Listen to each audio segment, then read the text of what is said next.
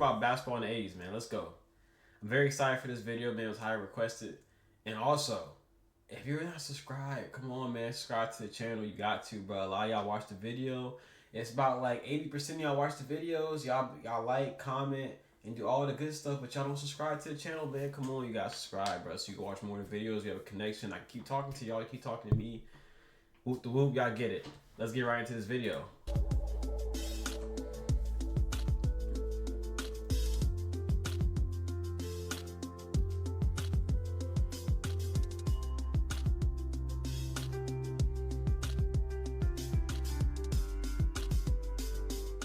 If you've ever been a part of NBA debates that involve discussions about the 1980s, then you know that people can be pretty divided on their opinions on the style and quality of basketball that came from that era, and even about what that era represented.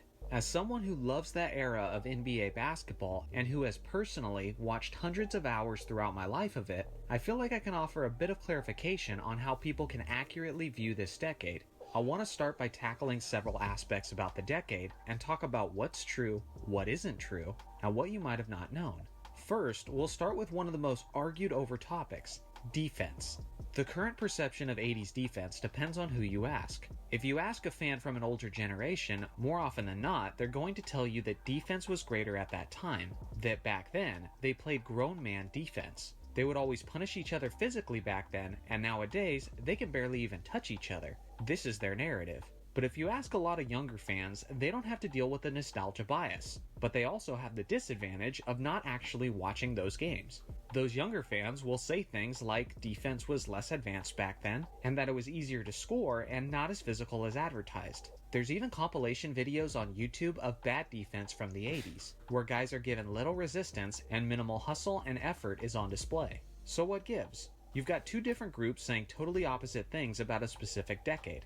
Well, as usual, the truth lies somewhere in the middle and a little off to the side. Let's start with the facts and details we know about 80s basketball. In today's... Alright, so before he gets into this, I'm going to say this. I've definitely seen clips and people saying Jordan has no left hand, 80s defense is trash, 80s defense is this, that. Like, I've seen edits of that stuff, and I hear people say that too. In my opinion, honestly, on the thing is, I can't say any era of basketball is trash because, like, those people at that time period, they worked hard for their spot. They were in the league. They were the best in the world at that time period. So, I can't call it trash. They were the best in the world during their time.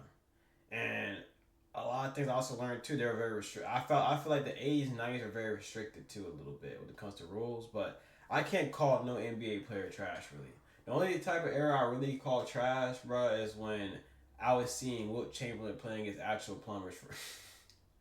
I'm not sure what it was, but it was like the 40s or something like that, the 30s. Those were plumbers, whoever it was. Like the old days. But the 80s and 90s, nah, that's not. That's not at all. Per an NBA, teams average That's how I feel personally. 111.7 points per game, which is really high. It's actually the highest since the days Wilt Chamberlain played basketball. Now, the 1980s was actually very close in total offense. Throughout that decade, teams usually averaged around 109 points per game, which is also a lot of offense. Not only that, but throughout the 80s, teams shot 48% from the field compared to today's 46%. In fact, in terms of field goal percentage, the 1980s were the most efficient decade in all of NBA history. I could break down all the statistical league averages in detail, but here's what you need to know. Today, the league is very high scoring. The 2000s were very low, the late 90s were very low, the early 90s were high, and the 1980s were very high. So immediately, at face value, it appears the 80s defensive era narrative has been pretty overblown, based on how many points they were scoring and how efficiently they were scoring. But what we need to understand was that the biggest contributing factor to this was the pace of play. The 1980s was some of the most fast-break, transition-heavy basketball the league has ever seen. In today's game, most of the very high scoring comes from the inflation of three-point attempts. But in the 80s, it was more due to the fact that most games looked like a track meet. The Showtime Lakers of the 80s were famous for this, since Magic Johnson was always pushing the tempo. But it wasn't just them. Many teams played a fast-break style, like the Denver Nuggets, who were notorious for their incredibly fast and potent offense, but also a terrible defense. The Pistons, despite their defensive perception, also ran... What? Who is that? But also a terrible defense. The Pistons, despite their defensive perception, That's also ran the IT, fast break a okay. lot and could score a ton of points. And there were also teams like Phoenix, Dallas, Portland, and Philadelphia. So transition basketball was pretty much the norm in those days. And what do you get with a lot of fast breaks? Plenty of layups and dunks, which are easier opportunities. Easier opportunities equals a higher field goal percentage. The highest scoring game in NBA history actually came from this era, which was on December 13th, 1983, when the Detroit Pistons defeated the Denver Nuggets in triple overtime, 186 to 184. These were the Pistons, who were known for their physicality, their Jordan rules, and their overall punishing defense. So how in the world could this defensively revered squad be involved in a game where the final score was in the 180s? It's starting to sound like this whole defensive era thing is just a huge myth. Well, we're not done yet, and that brings us to the next aspect that goes somewhat hand in hand with this one, physicality. One of the biggest influences in the different eras that people don't usually think of is the flagrant foul rule. Most of you know the details of the flagrant foul, but for those who don't, it's a foul where unnecessary roughness is used on another player. Many times it's called when there is a blow to the head or strong physical contact that was in no way a play on the basketball. Committing this flagrant foul can be devastating to the team that does it, because it results in either 1 or 2 free throws and maintained possession of the ball, and often an ejection of the player who committed the foul. This is a pretty good rule. It keeps players protected, it keeps players from unnecessary serious injuries, and it often keeps tense moments from escalating into really ugly situations. And this rule did not exist until 1990. Well, it kind of did. It was introduced in 1980 and defined as put an opponent's safety or health at risk. But the only penalty was that the opposing coach chose who got to shoot the free throws. It was also rarely called in 1990. They got serious about it, made the penalty free throws in the ball, and started calling more frequently. Now back to the video. Okay, so the 80's didn't have that rule. So that's why it was swinging. That's why Bird had to deal with all that swinging and aggressiveness, because they didn't have that flagrant foul rule. Dang, Bird. So Bird probably think that flagrant foul rule is weak. I bet you he thinking that. Him, Magic, Jordan probably when he got that flagrant foul rule, he probably was happy. What? That means that in the fullness of the 1980s, almost every hard foul was just considered a common foul. If this is the case, doesn't it make sense to hit the offensive player a little harder to make sure he doesn't get an and one? Of course. Doesn't it make sense to put a little extra on it if it means they think twice before attacking the basket next time? The games in the 80s weren't always played with this physically punishing nature, only when they needed to be, like for the Jordan rules or in the NBA playoffs. In the postseason, where every possession and every point counts, players would often exercise this freedom for the sake of trying to win the ball game. It wasn't that this generation of players was naturally more violent trying to win the ball game. It wasn't this is so that this uncalled generation for, of players bro. was naturally more violent. It's that they were allowed to be. But it is the The Celtics truth and the Magic, is, so it's just called like for. modern basketball, there were players who played great defense, and there were players who played terrible defense. The key differences were the high-octane pace of play and the permissible hard fouls. In the 1980s, it was possible to have both a league where teams could score into the 120s and a league where games would become very physical and the style would change significantly. There was a term back in the day that was common among players, coaches, referees, and commentators: setting the tone. You don't hear it much anymore in today's game, but back then it was very important, and it essentially meant that they were coming out of the gates to start the game, setting the tone for the game's pace, style, and physicality. Nowadays, the game is much more consistent in terms of its style and physicality, because the rules have become much more clear on what is acceptable and what's not, what is permissible contact and what isn't.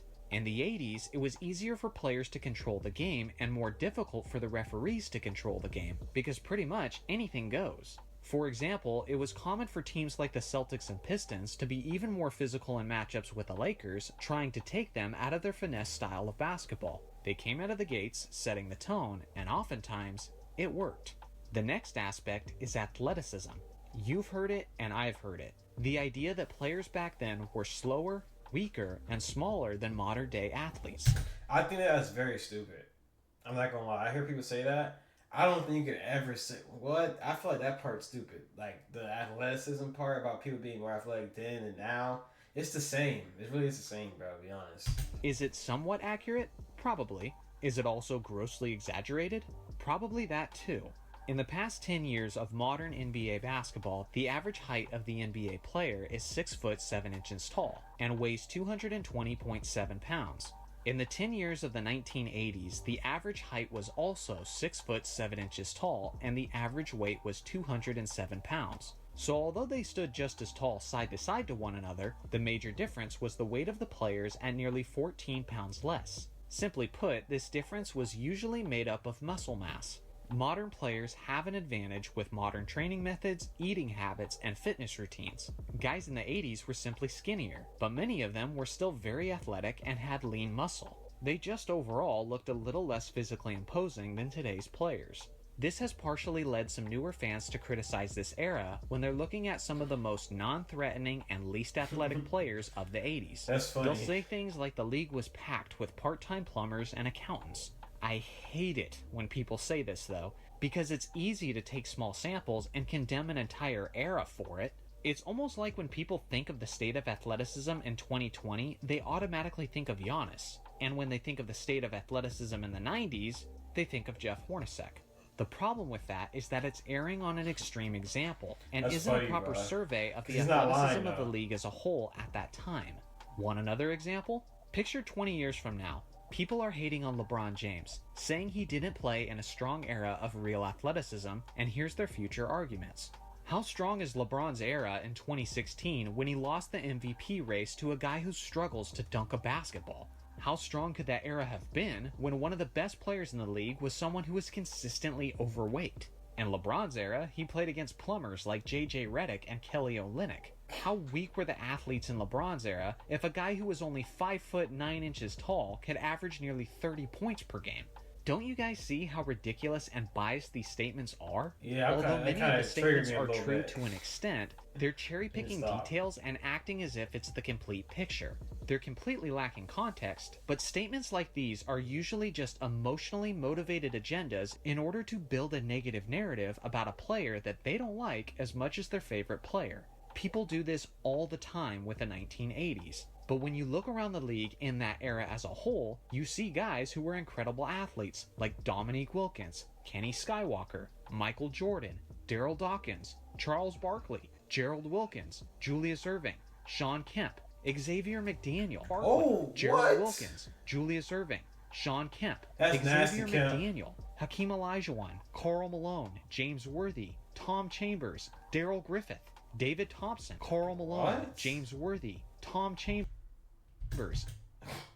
Yo, he flew too. He looked just like that one dude in the league now. I forgot his name. Andre Jackson. He looked just like Andre Jackson though. Daryl Griffith, David Thompson, Terrence Stansbury, Clyde Drexler, Larry Nance, Okay, Dennis Clyde. Rodman, Orlando Woolridge, David Robinson, Roy Hinson. Seriously, do I need to keep going? Many people are just too young or weren't watching at that time to know about a lot of the freakishly gifted athletes of the 1980s, just like how 20 to 30 years from now, many people won't know about many of the great athletes we watch in today's game. The final aspect is competition. I'll make this one quick, but since the 1960s when the Boston Celtics ruled the basketball world, the 1980s were the toughest era of competition in terms of how hard it was to break through and win a championship. That was because the 80s were, as I call it, the era of super teams. There was so much talent at the top of the league, and you had several dynasty-worthy rosters consistently duking it out. Part of that was how the league was rich with stars, but the other part was how there were only 23 teams in the league. Imagine today's NBA, and then we eliminate 7 of the teams, and then So these teams right here weren't. distribute the talent from those teams to the remaining 23 teams. Naturally, what would you get? A handful of super teams. This was essentially the NBA in the 1980s. Look around the teams of the league and who won championships in that decade. If you had just 1 or 2 stars on your team in that era, you're not winning a championship. You needed 3 or 4 and a deep bench just to even win 1 ring. With all this being said, am I saying that the 80s was the greatest era of basketball? Not necessarily, but it was a great era, with a crazy history, and with a fantastic collection of talent and athletes, and it certainly deserves your respect. Let me know in the comments section which decade you think had the greatest collection of talent. Thanks for watching as always. Make sure to like and subscribe for more basketball content, and I'll see you guys in the next video. Hey, that was a good video. I like that. I'm happy I recommended me that video because I enjoyed watching that. And actually, dang. So the 80's, bro, the 80's I knew from watching these highlights is not as bad as what I've been hearing. But the amount of teams they had, I know they had 23 teams. I don't know that like the foul rule was not part of their thing. And I'm surprised he didn't say nothing about the 3-point line being introduced at a certain time. I'm not sure when it was introduced, but I thought it was the 80's. But I like how he brought up the stats and all that. So when you think about the 80's, when you think, and the athleticism part, it's true now because we have better like medicine, better like things that they can use and like technology and stuff and research that they can do, like NBA trainers, than before. But at the same time, I feel like the players already knew there had to be freak athletes back then too, bro. I already knew that. It had to be, bro. These are the greatest athletes in the world in the 80's. And you ain't think about it, people back then used to be outside a lot, just like how people be outside now. People back then were outside hooping, just like people be outside now. So I know the greatest athletes in the world are going to be good players, of course. So if y'all enjoyed that video, man, you watched all the way through, man, hit that like button, comment down below any other video ideas you have, or you just want to say hi to me, you want to say have a good day, you want to actually tell me to have a good day, or if you just want to just stop in the comment section and say anything you want to say. You want to say something positive, negative, whatever you want to say, bro, say it. Hey, do whatever you want to do, bro. I'll read it, and I'll see it, and I might respond to it, might not, but this, I'm going to say this, though. I read all the comments. I really do. I'm yapping right now. I'm going to stop talking. I'll see y'all boys later.